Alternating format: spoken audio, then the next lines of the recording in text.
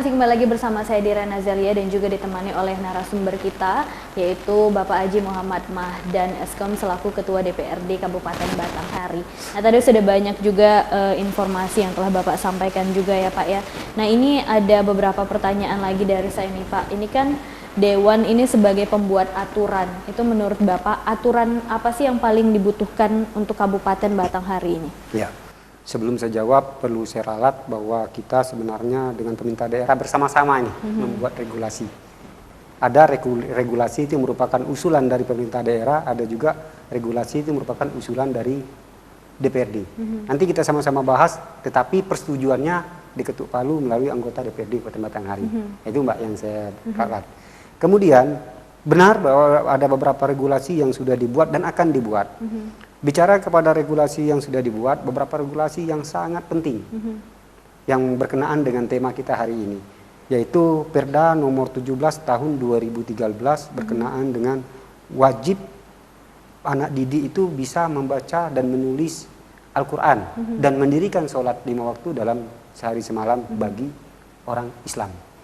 Seperti kita ketahui bahwa ada beberapa persen atau ada beberapa masyarakat di Batanghari yang belum bisa, yang belum mengenal namanya baca tulis Al-Quran. Dan ini tugas kita nih, di bidang agama. Tugas kita nih, masyarakat, tugas pemerintah dan DPRD dalam rangka menuntaskan buta aksara Al-Quran. Anak ada juga yang sampai mau masuk sekolah belum bisa mendirikan sholat. Bagaimana sholat maghrib, bagaimana sholat isya, bagaimana sholat subuh. Ini kan tiga yang berbeda. Kalau sholat asar, zuhur, dan isya mungkin 4 rakaat, tapi ketika maghrib dan asar, maghrib dan isya, maghrib dan subuh kan berbeda, subuh 2 rakaat. Kadang-kadang mereka belum tahu persis bagaimana. Kita tuntut kepada pemerintah daerah agar ini tuntas. Itu jalankan regulasinya. Ini sudah berjalan dari 2013, baru 2018 ini dijalankan. Itu pun sudah begitu kita kejar dengan media, pandangan praksi pada saat nota pengantar. Alhamdulillah sekarang sudah ada kesepakatan bahwa ini akan dijalankan di 2018. Ini Perda baca tulis Al-Quran. Ini bentuk keperhatian kita selaku tokoh masyarakat, selaku pejabat di Batanghari agar menyelesaikan kewajiban kita menuntaskan buta aksara Al-Quran dan anak-anak bisa mendirikan sholat pada saat masa dia sekolah. Jangan sudah sekolah belum bisa baca tulis, sekolah udah tamat SMA tidak bisa mendirikan sholat, kan lucu jadinya. Kemudian perda kedua ini masih berkenaan dengan regulasi ataupun perda yang harus dijalankan tapi sudah dibuat. Yang kita tuntut yaitu bagaimana agar kita menjalankan perda penanggulangan terhadap pemakaian zat-zat berbahaya ataupun zat adiktif, narkoba, narkotika dan segala macamnya. Judul perdanya pemberdayaan. Ini kita tuntut agar ini dijalankan karena kita tahu betul sekarang bahwa Batanghari dan Indonesia sebenarnya sudah darurat narkoba, sudah disampaikan oleh Pak Presiden bahwa Indonesia sekarang darurat narkoba. Begitu juga Mbak di Batanghari. Batanghari juga saya anggap darurat narkoba. Sepakat kita. Karena mengapa? Anak seusia SD sudah kenal yang namanya narkoba.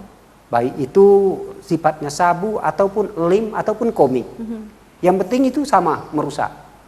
Nah, ini dalam hal ini kita meminta kepada pemerintah, amanah yang diberikan di dalam perda tersebut, agar pemerintah daerah menjalankan ini. Salah satu poin bahwa kita minta dalam amanah tersebut, setiap orang yang mau menikahkan anak, maka si anak itu wajib dites urin. Tapi tes urinnya ini ketika sudah keluar, baik itu positif hasilnya maupun negatif, maka kepala desa wajib mengeluarkan N1 sampai N5. Karena syarat untuk nikah kan harus ada N1 sampai N5. Di situ kita kunci. Tapi kalau dia belum punya surat keterangan itu, baik itu hasilnya positif atau negatif, kepala desa tidak boleh, termasuk lurah, tidak boleh mengeluarkan N1 sampai N5. Kan akhirnya yang kita pengen bahwa orang tua bertanggung jawab terhadap anaknya. Ternyata kita mau memberantas narkoba ini bukan menindaknya, tetapi bagaimana supaya ini dicegah. Kita ambil jalan pintas, itu pencegahan yang lebih bagus daripada pengobatannya. Kalau ke pengobatan narkoba ini sangat susah Mbak diobat. Tapi insya Allah dengan dicegah, kalau dia sudah terindikasi, kita cepat tahu, kita cegah, enak. Kalau itu kita nggak tahu loh bahwa anak kita terindikasi narkoba kalau tidak dites urin.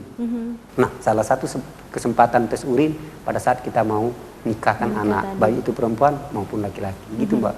Nah, tadi kan kita berbicara mengenai narkoba nih Pak. Di sini mungkin saya ada pertanyaan, apakah ada apa penyebab narkoba itu masuk ke Batanghari sehingga tadi Bapak bilang anak kecil saja ada yang sudah mengetahui narkoba. Apakah ada kelalaian dari pihak-pihak tertentu selain dari orang tua mungkin nih Pak, sehingga di Kabupaten Batanghari itu lumayan cepat masuk narkoba itu tadi diketahui oleh anak-anak nih Pak? Saya tidak berbicara kepada hal-hal tertentu Pak, karena ini semuanya kesalahan kepada kita selaku orang tua. Di mana penyebabnya? Bahwa kita selaku orang tua kadang-kadang terlalu percaya dengan anak. Bahwa kalau anak berangkat sekolah tak pernah kita cek ke sekolah apa sampai atau tidak. Ketika pulang sekolah apa benar pulangnya jam 1. Tahu-tahu dia mampir kita nggak tahu. Nah, pada saat inilah kita terlepas dari pengawasan kita, anak ini mengkonsumsi barang haram tersebut. Kemudian kita juga terlalu percaya ketika anak di dalam kamar kita anggap belajar, padahal belum tentu belajar. Tempatnya kan harus tersembunyi Mbak, melakukan kegiatan untuk mengisap ataupun mengkonsumsi narkoba ini. Kemudian kita terlalu sayang pada anak. Ada orang tua yang tahu anaknya terindikasi, tapi karena sayang nggak berani dia untuk membatasi, negurnya. Karena kembali lagi dimarahi oleh anak. Orang tua anak sekarang kan lucu bisa marahin orang tua. Terlalu sayang, kemudian yang lebih parah lagi kita takut dengan anak. Takut Mbak, kita ketika mau negur anak ada orang tua yang nggak berani negur anak padahal anaknya sudah jelas-jelas terindikasi narkoba. Ini dia nih parahnya. Terakhir Pak, anak orang tua ada yang malu untuk mengakui bahwa anaknya sudah terindikasi narkoba.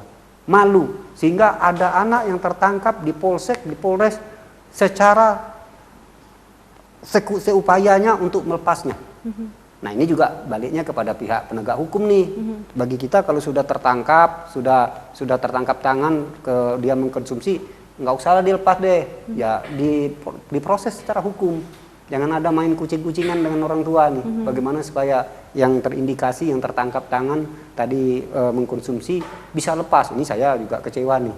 Untuk itu saya himbau kepada penegak hukum, kalau ini masih bisa dibina ya tetap dibina, tapi kalau sudah tertangkap tangan bukan urusan pembinaan lagi. Kalau pembinaan ada di BNN, kita orang tua menyerahkan diri kepada BNN untuk dapat menanggulangi secara bersama anak-anaknya. Ini berarti tahap pembinaan dan pencegahan. Kalau sudah tertangkap tangan lagi mengkonsumsi narkoba, nggak usah lagi dibina. Ini memang harus ditindak Mbak. Berarti memang sudah perlu adanya. Ya ini salah satunya penegak hukum.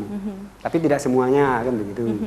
Nah Pak, kita berbicara lagi mengenai tanggal 30 November 2017 kemarin, itu kan sudah disepakati DPRD Kabupaten Batanghari dan juga pemerintah daerah Kabupaten Batanghari berkenaan dengan RAPBD tahun 2018. Itu apa catatan khusus menurut pandangan Bapak? Ya, karena kita sudah dalam rangka mengetuk palu itu, kesepakatan bersama itu ada proses yang kita lewati sehingga kita paham betul apa isinya. Jadi beberapa hal yang perlu saya sampaikan dan ini merupakan catatan dalam hal ini adalah bagaimana membuat efisiensi dan efektif dari anggaran yang ada tersebut. Nah ini yang belum tercapai secara 100% karena ada saja pemborosan yang terjadi di situ sehingga ini perlu dibenahi. Mungkin tahan dulu nih Pak, nanti kita akan lanjut lagi mengenai jawaban Bapak tadi, tapi setelah komersial break yang berikut ini.